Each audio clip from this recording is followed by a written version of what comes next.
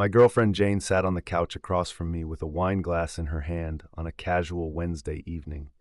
Then she turned and blatantly said to my face, "I've been sleeping with Andrew." Her voice was steady, practiced. My boss. She looked at me with those green eyes I'd once written poetry about. "You have to understand, he's accomplished, established. I need a real man, not someone still finding their way." As her cold words hit me hard and unexpectedly, I thought of the ring hidden in my drawer, the one I'd saved for months. "Okay, I see," I said quietly, standing up. "Then I guess I'm out of here." The disappointment that flashed across her face was almost comical. She'd wanted drama, tears, a scene to justify her betrayal. Instead, I packed a bag and walked out. My hands didn't shake until I reached the elevator. 6 floors down, each number lighting up like years of memories burning away. In the parking garage, I sat in my car, gripping the steering wheel until my knuckles went white. The tsunami of emotion I'd held back upstairs finally hit. "Fuck!" I screamed, slamming my palms against the wheel.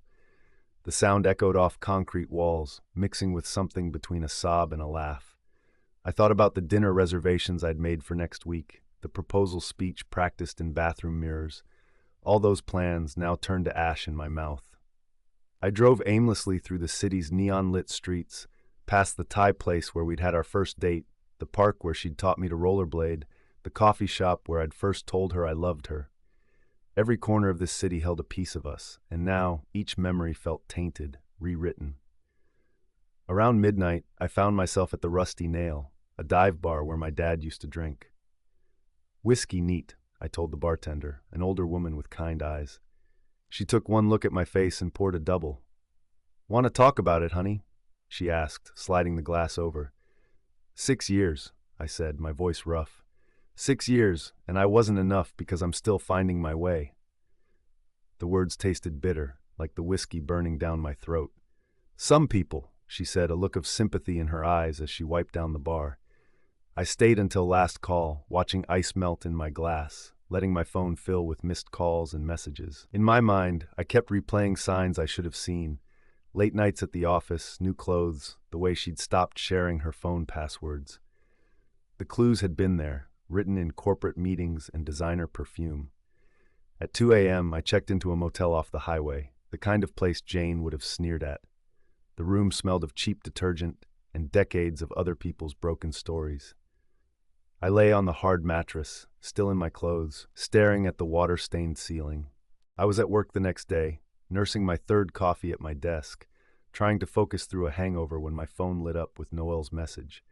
Noelle was a mutual friend of Jane and myself. "Bro, what the actual fuck? Jane's crying on Instagram Live right now. She says you've been monitoring her emails, checking her location. Man, tell me this isn't true." Before I could respond, my screen flooded with notifications. Jane had been busy since I left. Her Instagram story, usually filled with aesthetic coffee shots and motivational quotes, now displayed a carefully curated narrative of abuse. There was the photo from our Paris trip, recontextualized, when you stay strong and smile through an abusive relationship. Our Christmas dinner snapshot. Here, he was checking my phone, demanding to know who every text was from. The selfie from her promotion celebration. He hated my success, tried to sabotage my every career move. My hands shook as I scrolled through the comments. Jason, another friend who had helped me pick out the ring, wrote, "You're so brave for speaking up. We should have seen the signs." Sarah from our running group. "He always gave me creepy vibes. Remember how he insisted on walking you to your car after our morning runs?" Even Mike, my college roommate, chimed in, taking a break from social media after learning the truth about someone I thought I knew. The betrayal spread like wildfire through our friend group. The weekend bowling league group chat exploded with messages of support for Jane, then fell silent when I tried to defend myself. Noel sent a final text. "Think it's best we take some space, man. Jane showed us the texts. Not cool." "What texts?" I typed back, but he'd already blocked me. At work, the whispers followed me to the break room. I caught snippets. Seemed so normal. Human resources. Always the quiet ones. Cynthia, my friend from work, found me by the coffee machine. She was nervously folding and unfolding a pink origami crane, her stress tell. "Listen, she whispered, glancing around. Jane's been emailing HR. She's telling them you've been stalking her office building, says you're unstable, that she's afraid for her safety. Her fingers creased the paper sharply. She's CCing her company's legal department, talking about a potential harassment suit. Tom from HR asked me if I'd ever seen you lose your temper. But I haven't even, I started. I know, she cut me off. But she's got screenshots of texts that make it look like, well, like you've been threatening her. They're edited. They have to be. I cut in. She pressed the now mangled crane into my hand. Be careful. They're building a case. The HR email arrived at 1:47 p.m., right as I was picking at a sandwich I couldn't taste. It was titled, Maintaining a Safe Work Environment, Mandatory Meeting Request. They wanted to discuss recent concerning allegations and professional conduct expectations. The meeting was scheduled for tomorrow morning with Tom, our HR director, and Linda from legal. I stared at my screen, watching my career, my friendships, my entire life being systematically dismantled by carefully crafted lies. She was doing it so perfectly that even people who'd known me for years were believing her version of events. That evening, as I sat in my sterile motel room, I received a call from our landlord. Mr. Walker, his voice was clipped, professional, not the same man who'd brought us dumplings every Lunar New Year. I am calling regarding some concerning developments with your lease agreement. I muted the TV. What developments? This afternoon, Ms. Reynolds visited my office with her lawyer. A pause, papers shuffling. She presented documentation claiming you made threats against her safety, text messages, emails. She's requesting an emergency removal of your name from the lease. My stomach clenched. Mr. Chen, you've known me for 6 years, yes. His accent thickened with discomfort. She also submitted footage from the lobby security camera. It shows you entering the building last night, appearing, another shuffle of papers, visibly agitated and potentially intoxicated. I closed my eyes, remembering my brief stop to grab essentials. Had I looked drunk, dangerous, or was this another carefully edited piece of Jane's narrative?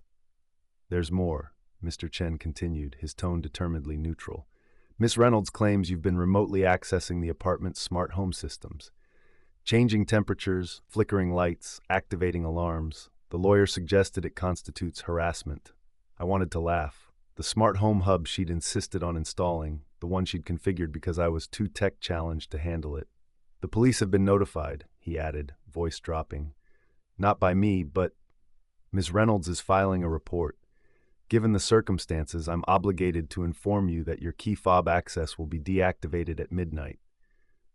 Mr. Chen, I tried one last time. You've had dinner at our table. You know I wouldn't. Mr. Walker, he cut in, somehow both firm and apologetic. I am simply fulfilling my legal obligations to inform you of these changes. Any disputes must be handled through the appropriate legal channels. Good evening. The line went dead. I sat in the dark, watching my phone's screen fade to black, thinking about how Jane had always praised Mr. Chen's professional handling of tenant issues. She'd studied property law. After all, she knew exactly how to work the system, how to turn even the most basic parts of my life against me. First friends, then work, now home. The pattern was becoming clear, each piece fitting perfectly into a design meant to dismantle my existence. I wondered what would be next. My bank accounts, my car registration. How far would she go to punish me for simply walking away? I was in the parking lot of my new workplace, a smaller firm where I'd landed after mutually parting ways with my previous company when Helena Andrew found me. She stood beside my car in a Burberry trench coat, her silver-streaked hair immaculate, looking exactly like the corporate wife she'd been for 20 years.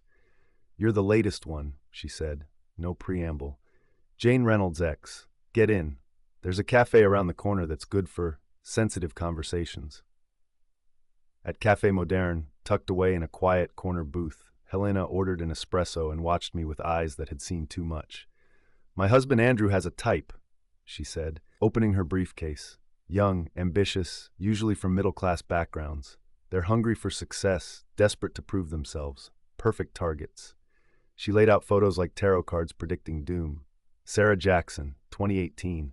Legal intern. Andrew mentored her, seduced her, then orchestrated her firing when she threatened to tell me. Another photo. Marcus Peterson, 2019. junior associate, not a lover. Andrew made him the scapegoat for a botched merger, destroyed his career. More photos, more names, more ruined lives. And now Jane Reynolds. Helena's mouth twisted. But she's different. She's not just a victim. She's a willing apprentice. Look. She pushed forward a stack of printed emails. I recognized Jane's writing style immediately. Subject Henderson account strategy. The ethics complaint is prepared. Once filed, it should take care of our problem in accounting. I've already started the whisper campaign about his inappropriate behavior at the holiday party. No one will believe him over me. I've built up enough sympathy with HR. There are dozens more, Helena said, watching my face. She didn't just fall for Andrew's manipulation. She studied it, improved on it. The same tactics she's using on you, they perfected them together, destroying anyone who threatened their climb to the top. I felt sick. Why now? Why help me? Helena's laugh was sharp as broken glass. Because I'm done being the quiet wife. Because every year at the charity gala, Andrew gives the same speech about corporate responsibility. Because he's gotten sloppy thinking I'm too afraid of scandal to act. She leaned forward. And because you, my dear, are the perfect ally. They've already destroyed your reputation. What more can they take? Over the next 3 weeks, we built our case meticulously. Helena had financial records showing suspicious bonuses to special projects employees who later disappeared. I had Jane's digital footprints, careful screenshots of deleted social media posts where she'd slipped up, revealing too much about their mentorship. Juliet, the former friend Jane had discarded, provided text messages proving their deliberate character assassination schemes. The annual charity gala was our chosen battleground. Maximum witnesses, minimum escape routes, Helena explained. And the press will be there. Andrew insists on coverage for his big speeches about fostering young talent. On the evening of the annual charity gala, I watched from near the bar as Andrew took the stage, handsome and commanding in his tuxedo. Jane sat at the front table, resplendent in red, playing the role of devoted protégé. The spotlight caught her engagement ring, Andrew's latest gift, though his divorce wasn't even filed. And as we nurture the next generation of leaders, Andrew was saying, we must remember our responsibility to.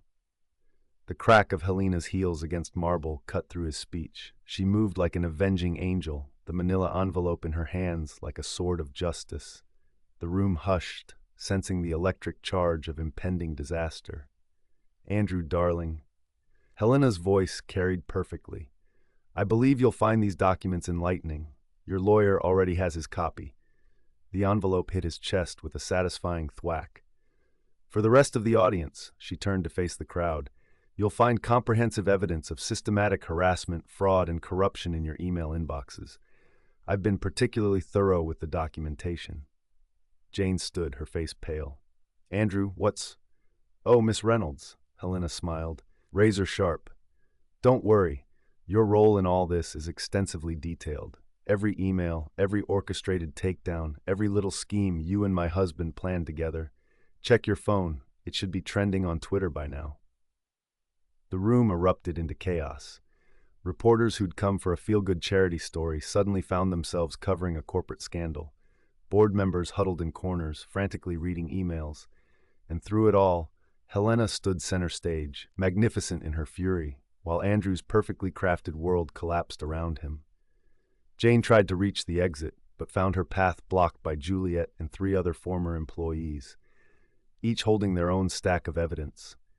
Their faces showed years of pent-up justice finally being served. I watched it all from my spot by the bar, sipping champagne that tasted like victory. When Jane's desperate eyes found mine in the crowd, I raised my glass in a silent toast. The dominoes fell quickly after that. The board forced both Andrew and Jane to resign. Former employees, victims of Andrew and Jane's manipulations, emerged with lawsuits, years of harassment and misconduct finally seeing daylight. When Jane tried to blame everything on Andrew, Juliet released their private messages, showing Jane's willing participation in destroying lives. Jane's desperate last stand came at my motel door. I have dirt on everyone, she said, waving a USB drive. Help me, and we can both come out on top. I couldn't help but laugh, which sent her into a rage. As she smashed the drive against the wall, my phone recorded everything. The video went viral within hours.